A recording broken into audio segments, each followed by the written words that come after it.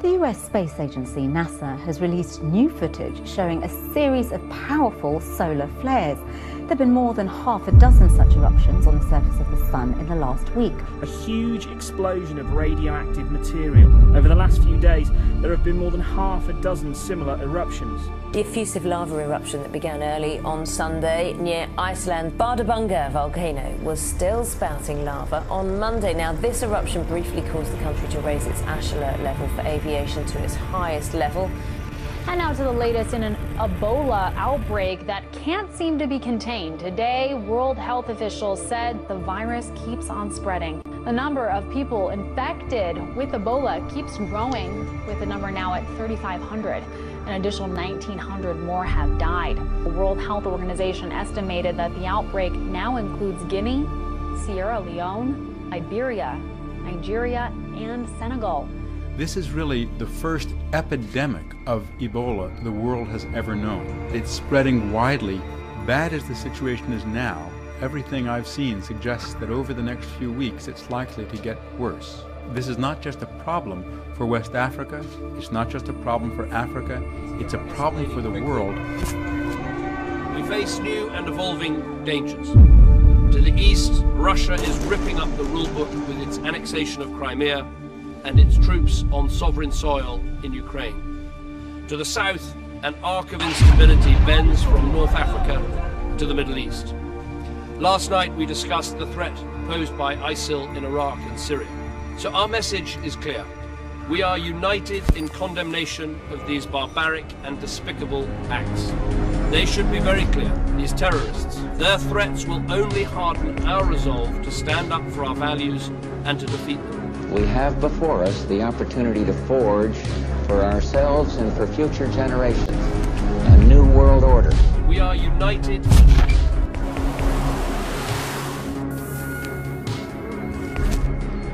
I call on my friends, family, and loved ones to rise up against my real killers, the U.S. government. For what will happen to me is only a result of their complacency and criminality. This is James Wright Foley, an American citizen of your country. As a government, you have been at the forefront of the aggression towards the Islamic State, so any attempt by you, Obama, to deny the Muslims their rights of living in safety under the Islamic Caliphate will result in the bloodshed of your people.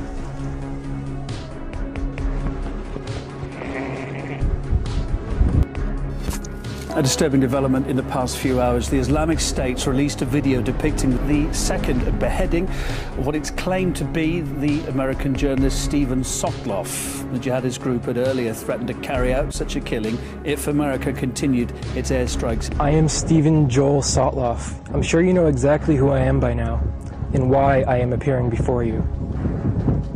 And now, it is time for my message. Obama, your foreign policy of intervention in Iraq was supposed to be for the preservation of American lives and interests. So why is it that I'm having to pay the price of your interference with my life? Am I not an American citizen? I'm back, Obama, and I'm back because of your arrogant foreign policy towards the Islamic State, because of your insistence in continuing your bombings in Al-Madli, Zamar and the Mossadam, despite our serious warnings. You, Obama, have yet again, through your actions, killed yet another American citizen. So just as your missiles continue to strike our people, our knife will continue to strike the necks of your people. A man has escaped from an Ebola quarantine centre, sending people fleeing in fear as he walked through a local market in search of food.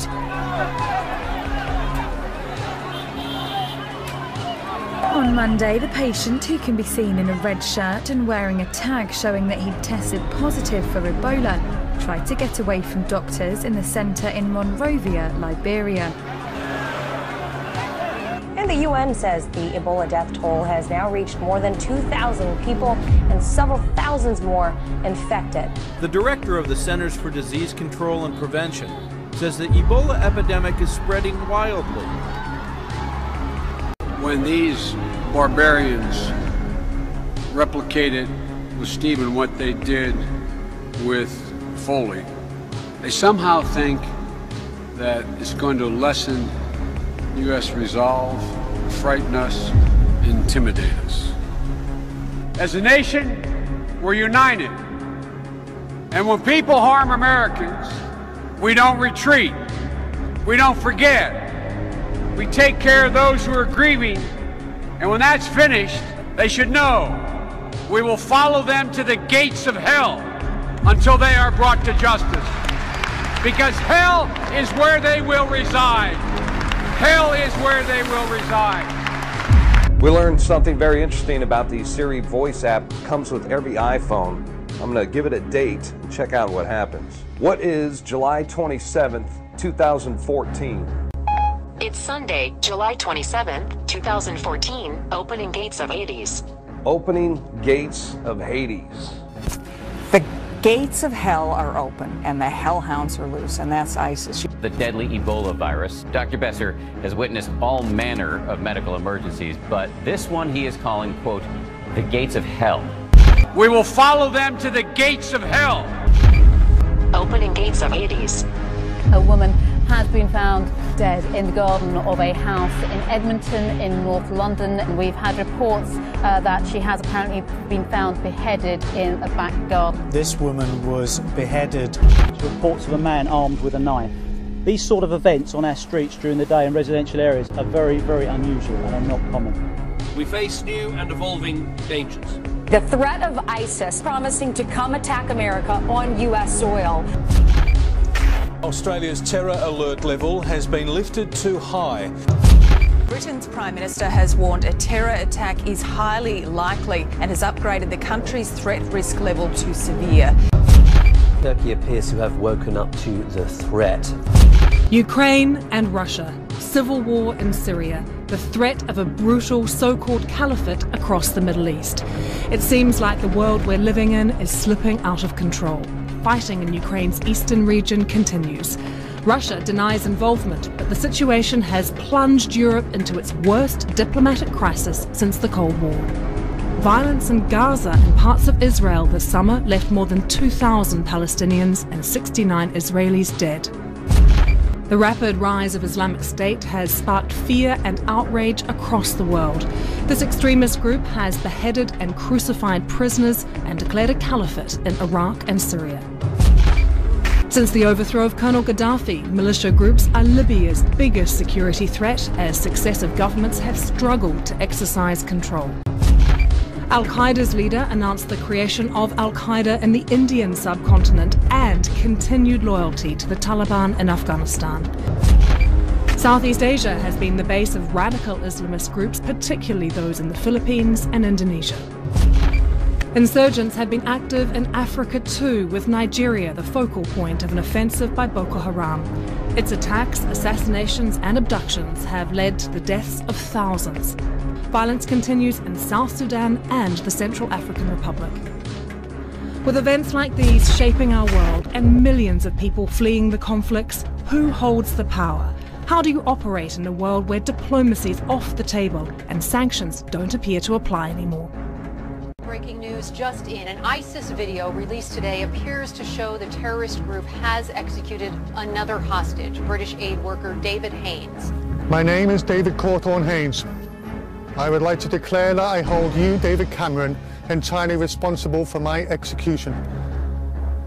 You entered voluntarily into a coalition with the United States against the Islamic State, just as your predecessor, Tony Blair, did, following a trend amongst our British Prime Ministers who can't find the courage to say no to the Americans. Unfortunately, it is we, the British public, that in the end will pay the price for our Parliament's selfish decisions. This British man has to pay the price for your promise, Cameron, to arm the Peshmerga against the Islamic State. Ironically, he has spent a decade of his life serving under the same Royal Air Force that is responsible for delivering those arms. Your evil alliance with America, which continues to strike the Muslims of Iraq and most recently bombed the Haditha Dam, will only accelerate your destruction. And playing the role of the obedient lapdog, Cameron, will only drag you and your people into another bloody and unwinnable war.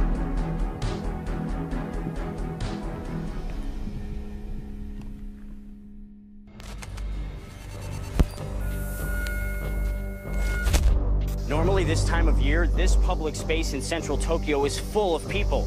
Right now, it's deserted as Japan tackles its first reported domestic outbreak of dengue fever since the end of World War II, 1945, almost 70 years ago.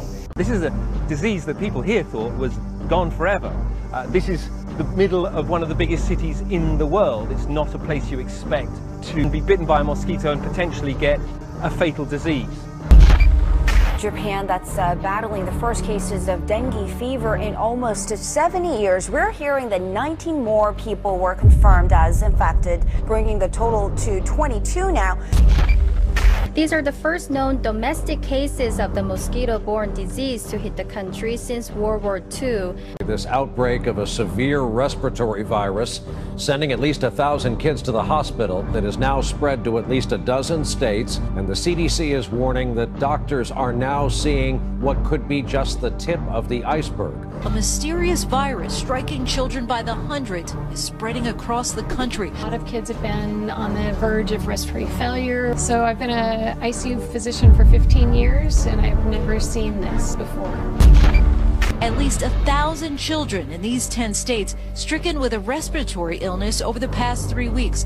The CDC believes it's the potentially fatal enterovirus 68. To go from a cold to being probably minutes away from death, that's kind of scary. Health officials in the Midwest throwing around the U word, calling this unprecedented. It's in 10 states now. It's going to spread across the country. The death toll from the worst Ebola outbreak in history has jumped by almost 200 in one day. As the Ebola epidemic continues to grow across West Africa, the World Health Organization has come forward to admit the virus is out of control and efforts to contain it are failing. The WHO says the death toll has now risen to more than 2,400 people out of almost 4,800 cases. The number of new cases is moving far faster than the capacity to manage them. Today, there is not one single bed available for the treatment of an Ebola patient in the entire country of Liberia. In fact, the outbreak is so bad in Liberia, the New York Times did a piece called "Dying of Ebola at the Hospital Door." This is a global threat. Ebola is now an epidemic of the likes that we have not seen before. It's spiraling out of control. It is getting worse. It's spreading faster and exponentially. People are literally dying in the streets. Today, thousands of people in West Africa are infected. That number could rapidly grow to tens of thousands. And if the outbreak is not stopped now, we could be looking at hundreds of thousands of people infected, with profound political and economic and security implications for all of us. This is a global threat. Now a health alert impacting our children. The Entero D68 virus spreading rapidly throughout the country. It's now on the East Coast, sending kids to the hospital. All told, it is confirmed or suspected in 21 states. It is confirmed or suspected in 21 states.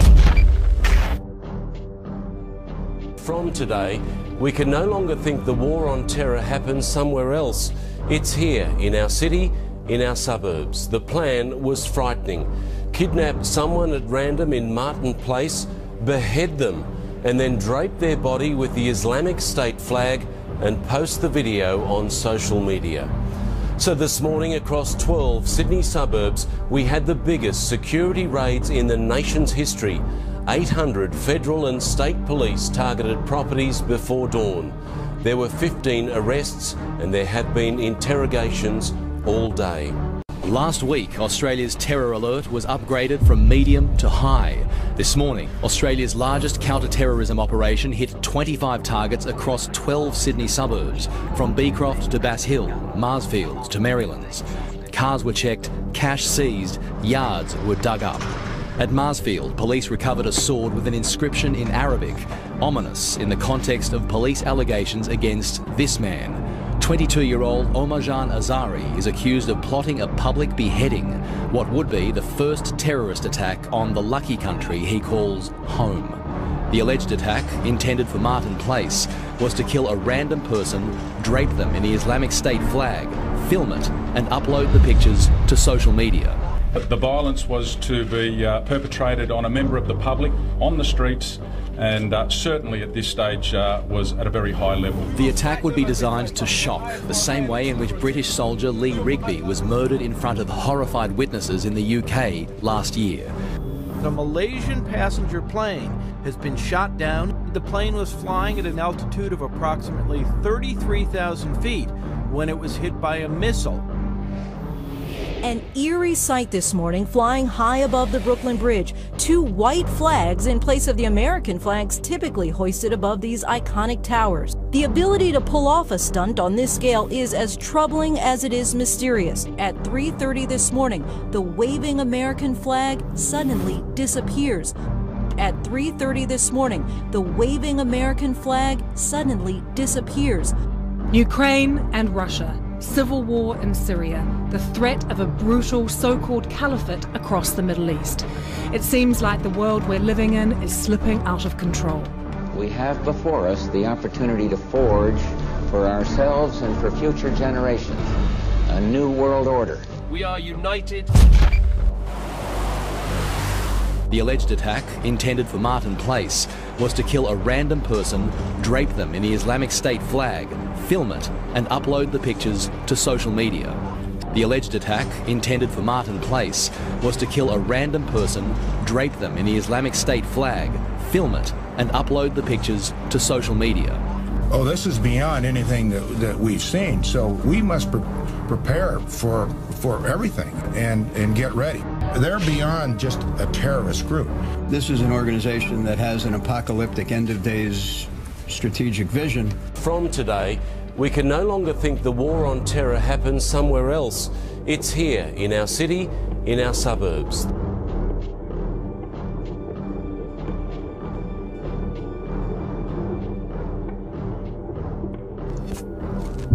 The US Space Agency, NASA, has released new footage showing a series of powerful solar flares. There have been more than half a dozen such eruptions on the surface of the sun in the last week. A huge explosion of radioactive material. Over the last few days, there have been more than half a dozen similar eruptions. Now, an asteroid named Pitbull will whiz past planet Earth. It is, on the cosmic scale, coming fairly close to us. From the Earth's surface, the asteroid will fly by us 25,000 miles away, 10 times closer than the moon, catapulting at a speed of 40,000 miles an hour. Nicaraguan officials say they feel lucky no one was hurt from the possible meteorite that touched down over the weekend. Local outlets report citizens in the capital city of Managua first heard a loud boom Saturday night, and government officials announced they'd located a crater and believed a meteorite was responsible. It struck the Earth around 670 miles per hour. The impact left behind a crater, even registered on the seismic instruments which measure earthquakes. Over Labor Day weekend, NASA says it detected a 60-foot-long asteroid named 2014 RC. The NEO, or Near-Earth Object, grabbed headlines because of its relatively close pass by Earth. Yesterday in Spain at 6:55, meteor lit up the skies of several places. 1:48 p.m. Eastern Daylight Time, a solar flare-up on the sun launched a powerful burst of radiation at the daylight side of our planet. Immediate disruptions to high-frequency radio communications lasted for a little more than an hour. The one way it can affect us on the ground is by disrupting the power grid or communication satellites. This is the second solar flare this week, but this one's a bit more of a concern because it's aimed right at us. 6 a.m. Novato. It was just before sunrise. I looked up at the sky and saw this little orange ball above the redwood trees.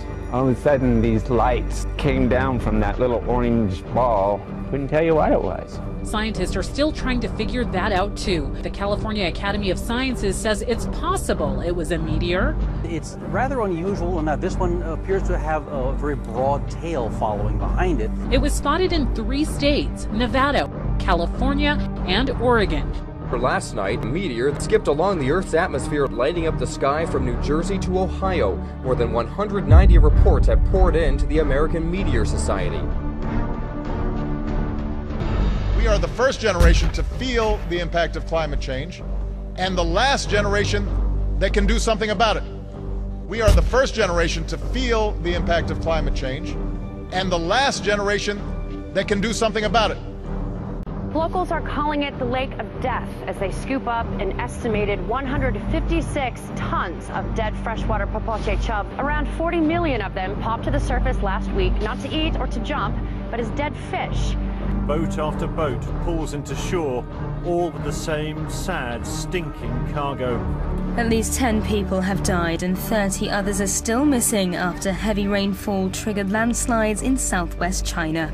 More than 300 millimeters of rainfall in less than 24 hours has caused flash floods and landslides in multiple towns. The astonishingly heavy rainfall in the region, causing almost 5,000 houses to collapse, 1.9 million people who have been affected. A warning went out today in Hawaii. Flowing lava from the Kilauea volcano is now less than a mile from a community on the Big Island. A new vent opened up recently, sending lava toward the homes. The Kilauea spills lava in all directions, but instead of traveling down the slope and into the ocean in the past, the lava is moving to the east towards communities. Lava continues to creep closer to homes. Lava continues to emerge from Iceland's Bardabung volcano. Scientists are concerned that if the eruption spreads to an ice cap 4 kilometers away, the subsequent explosion could generate ash clouds. Hundreds of people have died and thousands more left homeless in severe flooding during monsoon rains in India and Pakistan. Large areas of Srinagar, the largest city in Indian-controlled Kashmir, are still submerged. Some places, the water submerged entire homes. One of the wettest days on record. More than 240 millimeters of rain happened in the last 24 hours. Your monthly average is about 98 millimeters for the entire month of September. So you had almost 1.5 times what you would normally get the entire month in just a matter of hours. Well, another volcano in Iceland, this one with an unusual problem. The Holoren volcano is spewing something other than lava. It's spewing toxic gas. It's life-threatening near the eruption. And the smell, much like rotting food, is being detected as far away as Finland. Torrential rain in the Balkans has caused fresh flooding. Here in Croatia, around 2,000 people needed to be evacuated. Surging river waters rose at the rate of 10 centimeters an hour. Slovenia was also hit in eastern and south-central regions. Hurricane Odile brought fierce winds and rain as it battered Mexico's northwest coast Monday, proving challenging for those who ventured outside. Trees were uprooted in La Paz. Power lines came crashing down. It's deemed one of the worst storms to hit the luxury retreat of Los Cabos. The typhoon in southern China, Kalmegi, the 15th typhoon to strike China this year, landed on Tuesday morning, forcing more than 350,000 local people to flee their homes, bringing heavy rainfall and high waves. In California tonight, there are now at least 13 separate major fires burning under what's being called unprecedented fire conditions. Record heat, extreme drought. With this drought lasting 3 years now, this could be the most destructive wildfire season on record. Unprecedented. They're burning at explosive rates. In the town of Weed, 150 structures went up in minutes. The American Southwest, and that would include what we call the desert Southwest, is bracing for as much as 6 months' worth of rain to fall in just a matter of days. People have been killed after heavy tropical rains caused widespread flooding in the Philippines. Forecasters said nearly a month's worth of rain fell overnight as people slept. Tens of thousands of people in the capital Manila have been displaced and thousands have fled. Tropical storm Feng Wong came with winds of up to 100 kilometers per hour. Last week, Typhoon Kalmegi hit the same area, killing 8 people and displacing more than 300,000. The Italian city of Florence has been hit by a violent hailstorm, which destroyed terrace bars in a central square and injured 5 people when a primary school collapsed in an outlying village. Other outlying areas were struck by a whirlwind.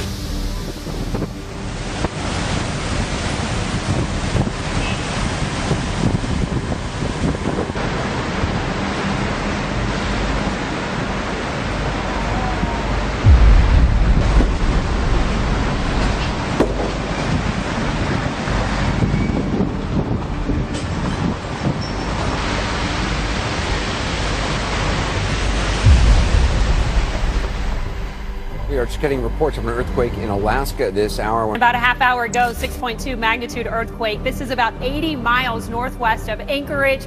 Smoke and ash were flung hundreds of meters into the sky after Mount Ontake suddenly erupted on Saturday. At least 30 hikers are feared dead. Others were injured or are missing. Volcanic rocks fell like hailstones. Now, this volcano, which is located rather close to Tokyo, erupted completely without warning. The death toll from Japan's worst volcanic eruption in decades is likely to rise to more than 45. Military searchers have been bringing down more bodies. At least 8 people have been killed by a 5.1 magnitude earthquake that has hit rural southern Peru. The quake occurred in a remote area. Emergency authorities are continuing to search for victims. 6 people died when the car they were traveling in plunged into this 26-foot wide sinkhole on an unlit section of highway linking the Crimean capital Simferopol and the village of Nikolaevka. Among the dead are 3-year-old twins. Rescuers say the giant pit, which is at least 19 feet deep, would have suddenly appeared in the middle of the road in front of the car as the collapsing earth had damaged power lines, making it impossible to have seen the killer hole in time to avoid it. Heavy rains have caused widespread flooding in southern France. In the space of 6 hours, the city was pounded with around half of its average annual rainfall. Météo France, the national weather agency, issued a rare red alert. This man watched as his home was badly damaged. "I'm 93 years old and I've never seen anything like it," he said. The water was flowing over. I saw a wall topple and at the same time everywhere filled with water. It arrived almost out of nowhere. It took just minutes for this afternoon's downpour to swamp Melbourne. It recorded close to 40 mils in the past couple of hours. Then, just a short time ago, large hailstones started pelting the Belgrave, Ringwood and Heidelberg areas. It's a staple of the science fiction world, telepathy. Movies like X-Men explore the mind-bending possibility of communicating instantaneously without uttering a single word, simply by thinking it. Well, an international group of scientists say they've done just that. They've managed to use internet technology to send a telepathic message direct from one brain to another 5,000 miles away. The co-author of the research says this is just the beginning. I think that if we are successful with this technological development and we continue, we will eventually be able to unite telepathically people across the globe and enrich the information exchange between human beings and machines. And if I had to say a time scale, I would give it a 50-year time scale to see something practical. The world of neuroscience is opening the doors to telepathic communication. And Homo sapien 2.0, according to a researcher at the Global Brain Institute, a completely new human species will inhabit the Earth in just over 30 years. What kind of people will we become? Well, they say our biological clocks will undergo dramatic changes, which will allow us to live longer and give birth at an older age. And of course, technology, machines and cyborgs. All kinds of microchip implants will be placed in our ears and our fingers and make many devices completely obsolete. We are going to become gods. Period. If you don't like it, get off. You don't have to contribute. You don't have to participate. And if you're going to interfere with me becoming God, you're going to have big trouble. Then we'll have warfare. If you kill me, I'll kill you. All kinds of microchip implants will be placed in our ears and our fingers. Well, how about a brain chip implant? What they're developing is implantable closed-loop systems able to deliver targeted neural stimulation. This is all part of President Obama's BRAIN initiative. DARPA is working on creating a memory-enhancing microchip that would be implanted directly into your brain. Sounds pretty creepy. You kill me, I'll kill you. Tremendous advancements have been made in the field of neuroscience, from mapping the human brain to creating devices that can capture digital images of our thoughts. But what if we could upload a digital copy of our memories and consciousness to a point that human beings could actually achieve a sort of digital immortality? This will replace the internet. It'll become a brain net. We'll record emotions, thoughts, patterns of behavior, and send dependent on the internet. We're going to be able to record thoughts. Taking your consciousness and uploading it digitally. The ability to have access to powers of the mind that we cannot as mortals. We are going to become gods. Right now, the time that we're living in is the golden age for learning about the mind, that we've learned more in the last 15 years than in all of prior human history. Why? What took so long? Because only recently have we had the physics where one man's mind is uploaded into a supercomputer which possesses the collective knowledge of all of humanity. The concept behind it is very real. Wallahi, the fighting has just begun. A masked ISIS militant and his comrades ready their guns and appear to execute the Syrians who dug their own graves. In a message posted online by an ISIS spokesman, the most dire threat yet against the U.S. and its allies. Quote, if you can kill a disbelieving American or European, especially the spiteful and filthy French, or an Australian or a Canadian, or any other disbeliever, then rely upon Allah and kill him in any manner or way, however it may be. Wallahi, the fighting has just begun. Word came out of Oklahoma today, of all places, that there had been a beheading there. Police say a man, Alton Nolan, who had just been fired from an Oklahoma food processing plant, went into a rage and began attacking his co-workers. Nolan allegedly stabbed one woman repeatedly and then, according to police, severed her head. Police say he then began stabbing a second woman before being shot and subdued. Police say Nolan recently tried to convert some of his co-workers to Islam. Sources say a variety of religious materials were recovered from his car. Now, with almost daily threats from ISIS and al-Qaeda, U.S. officials are on high guard for possible homeland attacks. The pictures are simply incredible coming out of one of the world's major financial centers. In the streets, a sea of umbrellas, the symbol of a mass demonstration underway in Hong Kong. Tonight, the United States is urging police in Hong Kong, which is home to some 60,000 American citizens, to show some restraint. Police in a small town in New Mexico are catching more than just criminals. They're catching images of what they believe are ghosts on surveillance cameras. It was a typical Saturday night at the police station when an officer keeping an eye on surveillance cameras spotted something in the Sally Port. The camera captured this image in a secured area where there's no way in and no way out without an open gate and alarm sounding. At first, I thought it was like a polilla, like a fly, a moth, and then I saw the legs and it was a human. See it walk through, it walks in the direction of the old transport cages, and there's not really any way for it to get out through there, but it seems to walk right through that. A lot of our officers have seen certain things. Some of our officers have felt what appears to be somebody breathing down their neck as they're working on reports in the briefing room. Detectives say there's no logical explanation for this, not an issue with the lighting or a technical glitch. Turns out there are a lot of ghost stories around here. Another virus that is spreading, chikungunya. 500,000 people are ill with the mosquito-borne virus in the Dominican Republic. Chikungunya got its name from the word in Mozambique that describes the intense joint pain caused by the virus. Once infected, the pain could last up to 6 months. There's no current cure for the virus. Now the Ebola virus has quickly turned into one of the worst epidemics in modern times and is spreading fast, claiming more and more lives by the day. The total cases in West Africa have reached an estimated 5,800 illnesses and over 2,800 deaths. The World Health Organization called today, quote, unparalleled in modern times.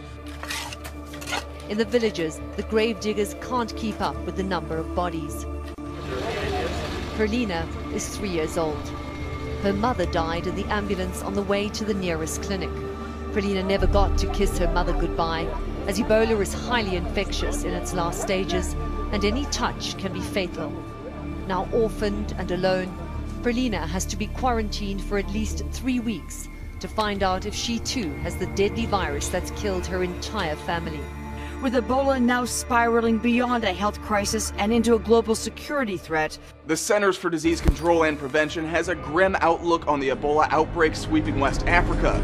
It says without further intervention, the number of cases in Liberia and Sierra Leone could reach 1.4 million by January. The virus is spreading much faster than efforts to contain it. Some experts predict that if we don't get control of the virus, the number of infections could mushroom to nearly 55,000 by next month. Clearly, There is no end in sight to this epidemic, as it seems the UN cannot control the outbreak until the end of this year. It will take at least 6 to 9 more months to curb the influx of infections and fatalities that have crippled West Africa. That is unprecedented, and I can't remember a time when we sent troops to do this particular mission. An impending food crisis looms over West Africa due to a state of emergency lockdowns blocking access to aid in the efforts to contain the spread of the outbreak. And the New York Times says the outbreak of a respiratory illness among children is growing. 38 states are now affected. There are 226 confirmed cases of enterovirus D68, but it's likely many more people have been infected. The World Health Organization has announced that the death toll in West Africa's Ebola epidemic has now exceeded 3,000. The death toll has now exceeded 3,000. Outbreak in Africa, and tonight the first confirmed case here in America. The patient diagnosed here in the U.S. Tonight, a team from the CDC rushing to the scene, to this hospital in Dallas, where he is in isolation showing symptoms. It's believed he's been infectious for several days after returning from West Africa. This evening, the test results confirming it is Ebola. Tonight, word President Obama has been briefed, and now the all-out push to track down anyone who may have been in contact with him. The CDC is confirming late today what doctors in this Dallas hospital fear, that the patient who walked into their emergency room Sunday with high fever and other symptoms is sick with Ebola, the first case diagnosed in this country.